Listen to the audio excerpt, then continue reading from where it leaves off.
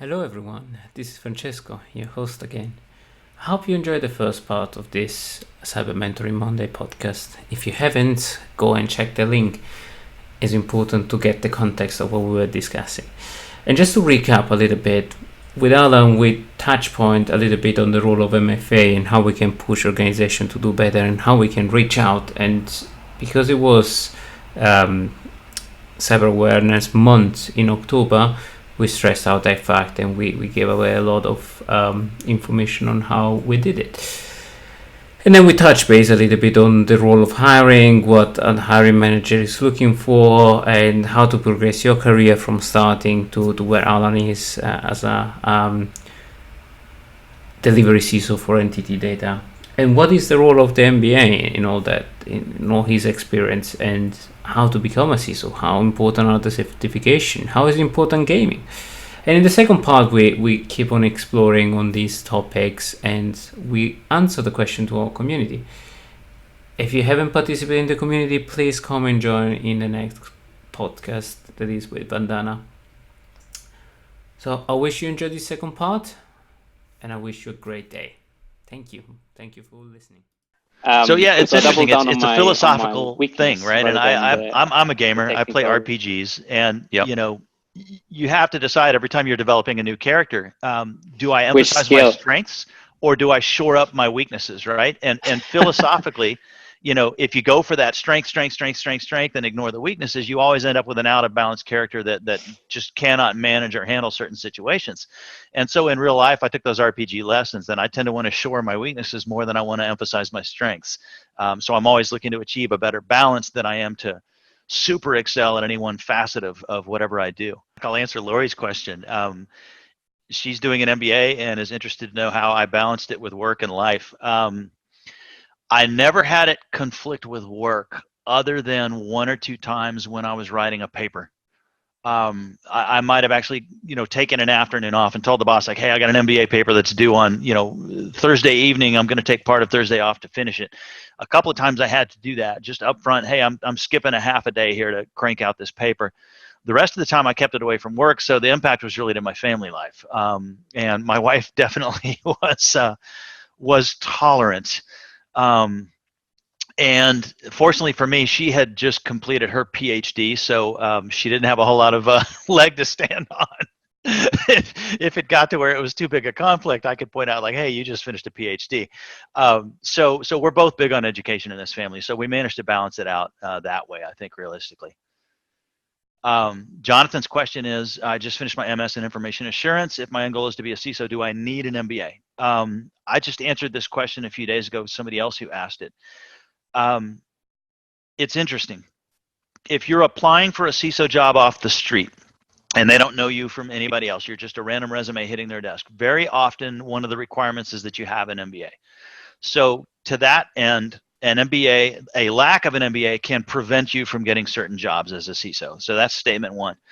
Statement two is, don't expect the MBA to be the magic bullet that gets you the job or even gets you a management job at all, right? If you're an individual practitioner and you go and get a fantastic MBA from a fantastic school and you walk away with a fantastic GPA, it's still not a guarantee that you're going to get anything. I've known plenty of people that have gone the MBA route, spent the money, spent the time, and didn't see any significant change in their careers at all. So it's not a guarantee that you're going to get what you want, but in some cases, without it, you've got doors that are closed instead of open. So that's my take on MBAs.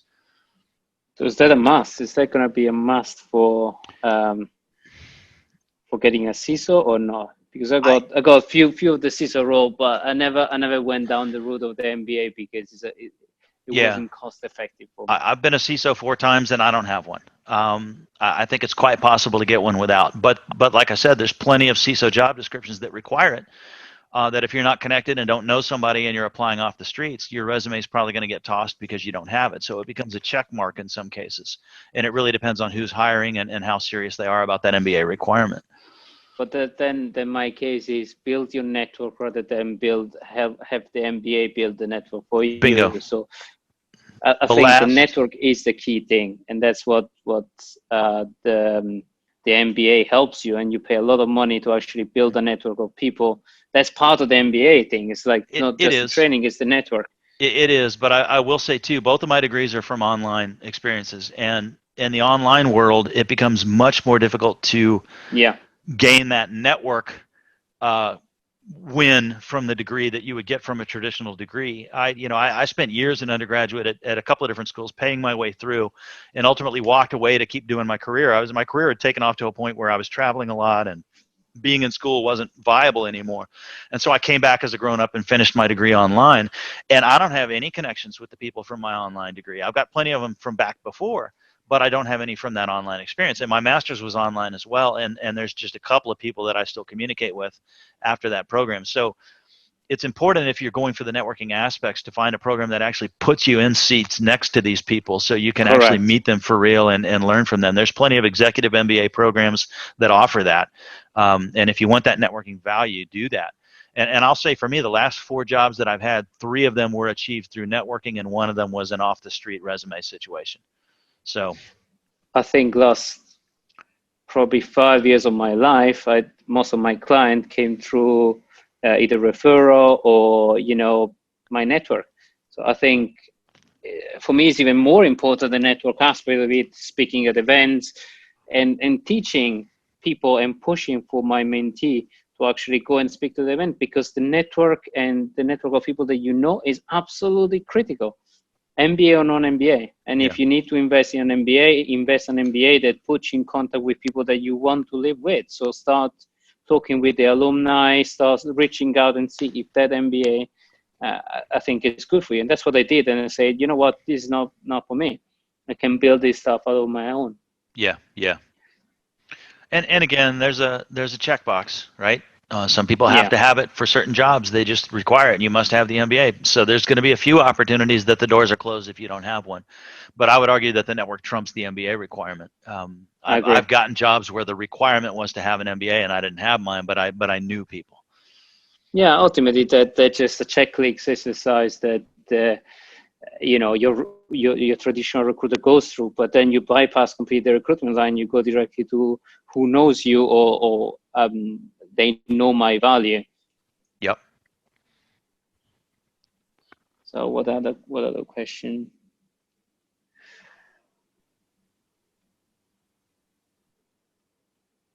MBA. Yeah, I think we got a lot of questions on the MBA and masters, but back to the education, back to how we fill up the gaps. Do we push more our organization and people that we work on, and especially the one that are and the one that are big? Do we push them to mentor more and to grow professional, or do we just rely on the market to push for that? I think formal mentoring, being a mentor and a mentee both are required to be successful in your career. And when I say formal, I mean the business can do so much to encourage that. I've worked in environments where anybody in the company who wanted to participate in the mentor-mentee program, you just submit, hey, here's what I'm good at, here's what I'd like to learn, here's where I could be a mentor, here's where I am a mentee. And somebody behind the scenes is actually playing matchmaker and connecting people up, and there's a formal, hey, you're assigned to this guy now, and this woman is going to be your mentor, and you're going to train this gentleman over here, and matchmaking and setting it up and making it formal. I've seen a great deal of success come from making it a formal program.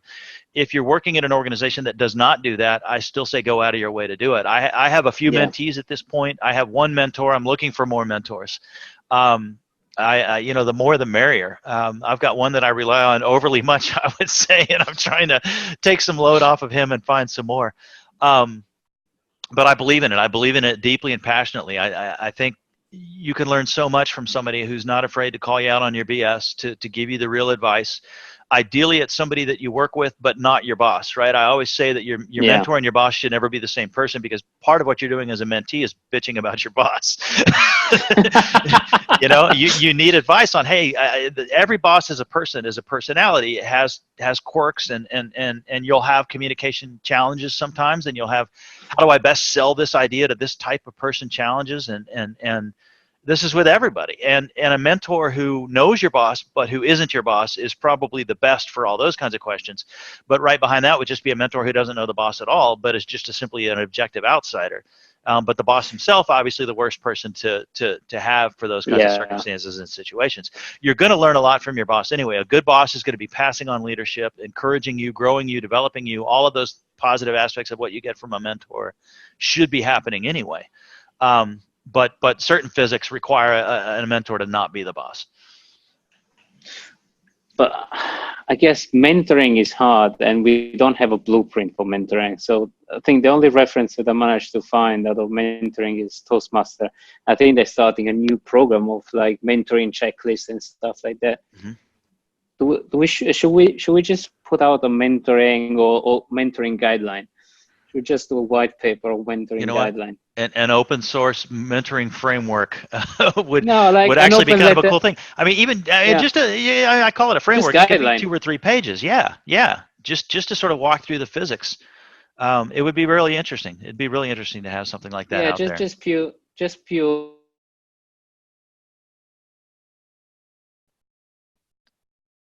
You froze again. Network is just jumping between one or the other one. Right.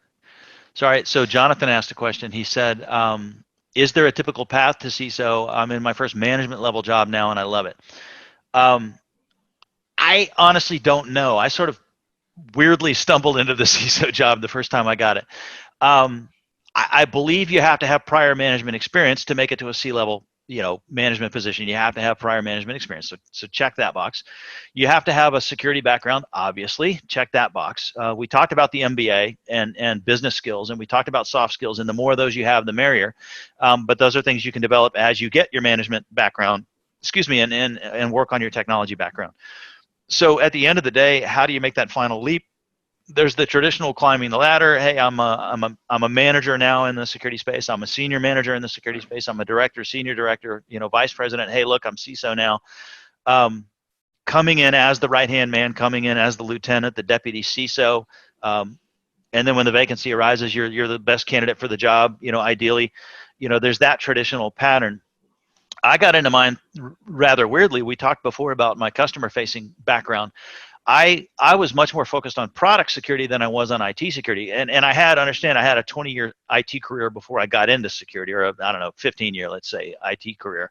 So I had done IT management, operations management, with a bit of a focus on security here and there, way back when there weren't really dedicated security roles. I switched to product security because security was fun for me. And I went from being a senior manager in IT all the way back down to individual contributor. But I built a program, and by the time I got the program done, the CIO of the company approached me one day, and he said, look, I understand you got this IT operations background. Yeah, did that for years. And you've built this fantastic security program for the products. I was like, yeah. He said, why don't you combine those two and be CISO? And I was like, okay.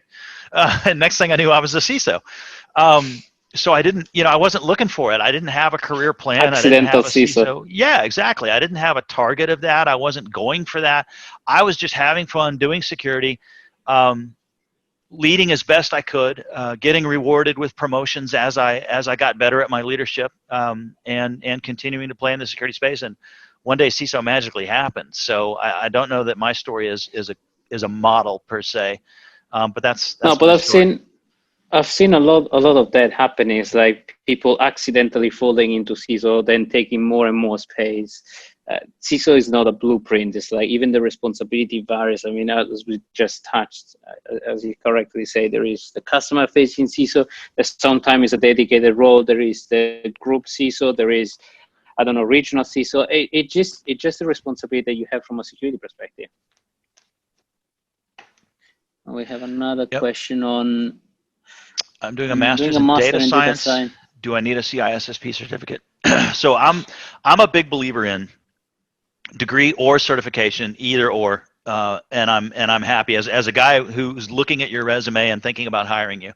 If you come to me with a security degree of some kind, cybersecurity, InfoSec, whatever degree, I'm going to see you as somebody who's gotten some formal training in the security space. If you come to me with a CISSP, I'm going to see you as someone who's gotten some formal training in the security space. If your degree is not in a security subject specifically, complementing with that CISSP is never a bad thing. But understand too that CISSP is a certificate that requires you've already had some years in the field. So it's a chicken and egg thing, which comes first. So start with low-level certs. I've hired folks who came in with no security degree at all. In fact, wildly varying degrees or no degree at all, but who took the time to get as many security certifications as they could at that stage in their career. I went and got a CEH. I went and got a CompTIA Security Plus. I went and got a, whatever the various, GX certs and things that are out there. And somebody comes to me with a small handful of security certifications, and they don't have anything else on their resume that speaks to security specifically. It at least shows me, A, they've got some fundamentals under their belt now. B, they've got a passion for it. And C, they've got the discipline to get off their butts and go do something about that passion. And all three of those things matter. That. All three of those things matter to me. So certifications are fine and a great way to complement a non-security degree or a lack of degree altogether. I think, from my perspective, I like CISSP because it covers a lot of stuff, and I think there is the smaller version of CISSP that is for when you don't have that 5 years of experience. But ultimately, security is doing things right. So if you have some like database experience, some networking experience, some operating system experience, and you know how to have the hacking mentality, that is fundamentally question everything and try to break concept. That's it. That's my security person that I can grow. There you go. As you said, it's a good business card, having a number of cert, and I have tons under my belt because they helped me. I was teaching for a little while, so I definitely see the value out of it. Yeah, and for me too, and this is, again, my story doesn't apply universally at all, especially today, because I'm lucky. I'm from a generation where the very first personal computers came out when I was in middle school. I was in 7th grade, 8th grade, 6th grade even, fooling around on computers. The first IBM PCs, the first Apple IIs that came out. And back in those days, there weren't any laws about hacking. For good and bad reason. So, me and my friends, my dad had an IBM PC because he was actually an InfoSec. I'm second generation InfoSec. My dad was a mainframe security guy.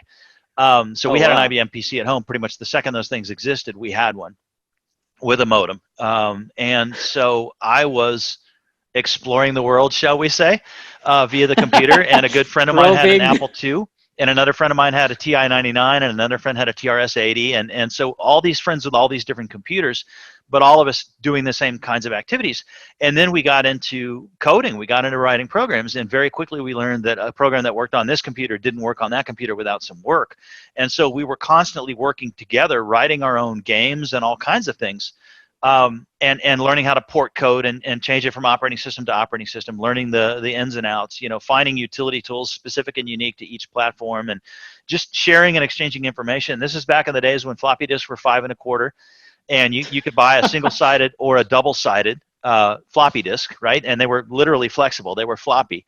And the difference between a single-sided and a double-sided was that the magnetic medium was a little bit thicker, so you could write to both sides without the magnetic signals interfering from one side to the other. But physically, the difference was there was a notch on the disk that prevented you from flipping the disk upside down the other way and using the other side. Well, we were kids. We didn't have money. We'd save up our money and go to Radio Shack and buy one disk, and we'd get a hole punch and punch the disk and use it two-sided, taking the risk that one day the data would degrade. But I remember, this was all when I was in middle school doing all this. Yeah, exactly. But that's hacking mentality. It's like it's like when we don't have resources. You have a problem. You try to make the best out of it. It's like you try to invent things, and then that's how computer was made. Exactly. So that's how I grew up, right? So for me, security was a natural extension of my childhood hobbies, and that mindset, that hacking mindset, was key. Obviously in today's world, hacking is, the kind of hacking I did is not exactly the kind of hacking that can be done today.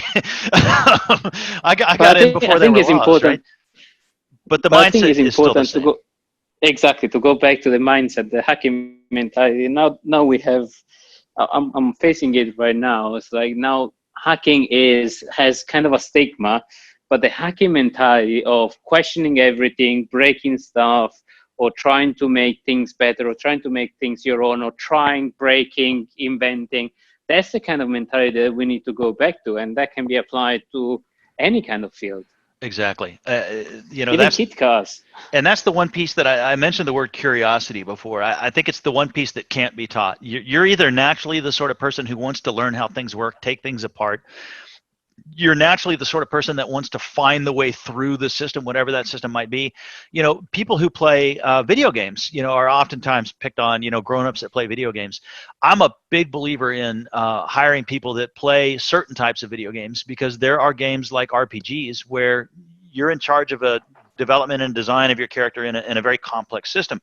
And a good RPGer always finds a way through the system to create something the developers of the game did not anticipate, something that's extraordinarily gifted or exceptional in some facet of the game that they cleverly put together through intense study and really figuring out how to hack the system, right?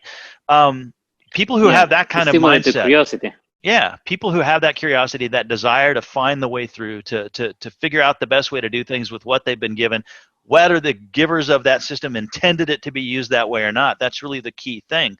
That mindset is invaluable. That mindset I can develop and build almost any number of skills on top of, and see that person be successful in a security field. So that's an interesting topic. Do we hire more gamer or not? Oh, I think gamer actually a new requirement? Like if you're a gamer, you just have a +1 skill. Well, it's like it does depend on what kind of games too, though, because I play the shoot 'em ups too, the 3D, the first person shooters, and in most of those games, there's not exactly a lot of ability to cognitively take on the game and come up with clever new solutions to things. But the RPGs, most definitely, and it's funny. So I read a story a little while ago about a guy who applied for a leadership job on a team, and in his leadership experience, he listed being a World of Warcraft guild leader. And a bunch of the people in the company that received the resume laughed and blew him off and thought how ridiculous this guy's listing his gaming. But one of the guys on the team that actually played WoW was like, no, you don't understand. To be a guild leader in World of Warcraft, and he started walking through the actual leadership skills actually required to successfully run a guild and run raids and do all the things that a guild online is trying to do with a disparate audience of people you've never even physically met. Different cultural exceptions and barriers and time zones, and it's a lot of leadership training. To be a true guild leader in a game like that, you've developed some really legitimate skills. So I don't think gaming in general is necessarily an automatic plus, but certain types of gaming situations, absolutely. We should put that in the blueprint of the good CISO. There you go. We should develop 2 blueprints. There you go. One for the good mentor and one for the good CISO. It's like hire more gamers, logical gamers, and look at diverse background. Yep, and in the gaming world too, the audience is so finicky. People are so quick to go hostile because of the anonymity. People can be real jerks, and to be a leader in that kind of environment and managing those folks and getting the conflicts resolved, there's some very real skills there. But I agree, is that the rest of the world, the online world, because you're behind the keyboard. Sometimes you just, I had just experienced firsthand a couple of weeks ago. So behind the keyboard actually give you that shelter, but it's really difficult to manage conflict online. Yeah, I do agree, and that's an amazing skill. Yep, and a real guild leader has to do all of that. Anyway, so yeah, there's some value in that whole world. So let's take away that we need to develop the blueprint for the perfect hiring manager and the blueprint for the mentoring. There you go. So before my network dies again, let me ask you, Allan, what's the positive 10-minute before we? What's the positive 10-second view on security from your perspective before we close off? The challenge. Are we getting better? Or are we getting worse in security? We're getting better. The challenge seems daunting, right? Everybody always talks about the fact that the bad guys are always one step ahead, and the bad guys have more resources than we do, and there's more of them, and sooner or later they will win and they will get through. And I think all those things are actually true. So here I am, you're asking me to be positive, and I'm going to start with the negative. I think all those things are true. I think there are more of them than us. I think one of them eventually will get through no matter how well we do our jobs.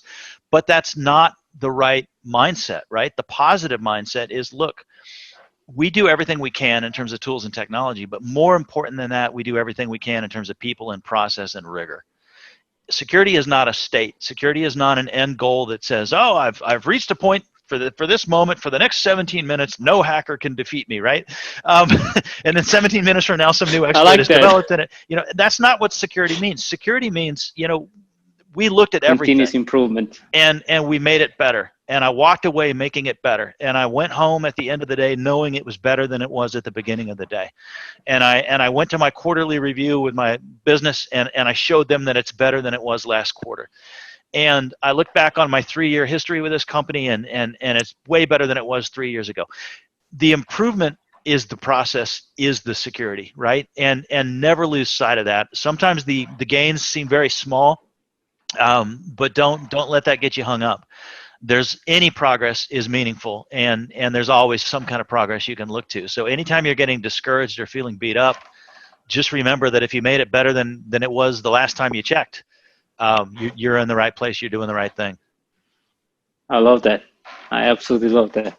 And on that positive note, let's close it off. Thank you, Allan, for coming. Sorry for the network jumping up and down.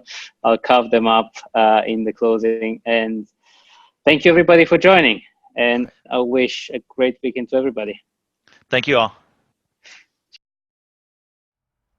Hello, everyone, and thank you again for tuning in. It was a very insightful discussion with Allan on the mentoring aspect, on the blueprint that we should come up with. I really hope you enjoy in the discussion. I really hope that you're gonna join us in the next Mentoring Monday podcast that is with Vandana in 3 weeks. If you haven't joined the community, or if you haven't checked out the previous video, I really hope you go and check them out, because this is free material. This is the way we give back to the community, and we spend a lot of time in building this. So I really hope this is useful for you guys, as it is enjoyable for us to do. Thank you, everybody, for listening. It's been a real pleasure to be your host and to share knowledge and information, and a fun time with Allan, our long-time friend. So wish you a good day, evening, morning, or night, regardless of where you are in the world, and stay safe out there. Francesco here. Goodbye.